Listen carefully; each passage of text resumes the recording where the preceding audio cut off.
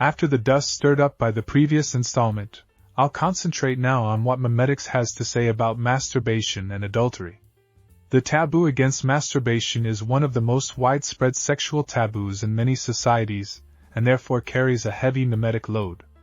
Remember that memes can, in many cases, affect individuals in ways comparable to genes. For generations people have been taught that masturbating will leave them worse off. Yet adolescent sexual drive is powerful. If masturbation is stigmatized, people face two basic options: masturbate with guilt, or direct sexual activity toward vaginal intercourse.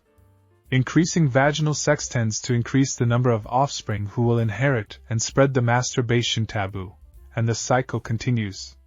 Some memetic theorists point to circumcision as a practice that reduces the likelihood of masturbation while not preventing vaginal intercourse, which helps explain its persistence in certain cultures. Taboos around adultery operate somewhat differently.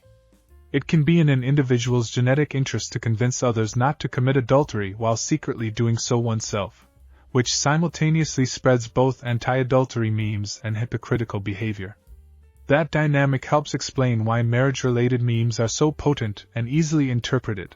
White dresses, bouquets, rituals around losing virginity, and the sanctions imposed for adultery all reinforce reproductive advantages.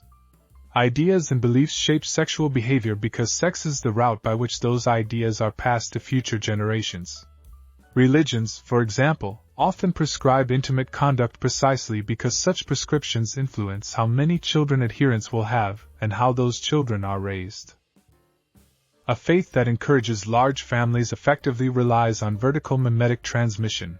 More children mean more carriers of the religion's ideas. Conversely, a religion that promotes limiting family size reduces that transmission. Religious doctrines can thus act as powerful manipulators of reproductive success. The Catholic prohibition on most forms of birth control, for instance, has been highly effective at producing large populations of believers who teach their children that contraception is sinful and that they should have as many children as possible. Finally, and plainly, this is the memetic perspective. Human behavior and cultural phenomena are more complex than any single framework can capture, and a full explanation requires a multifaceted approach.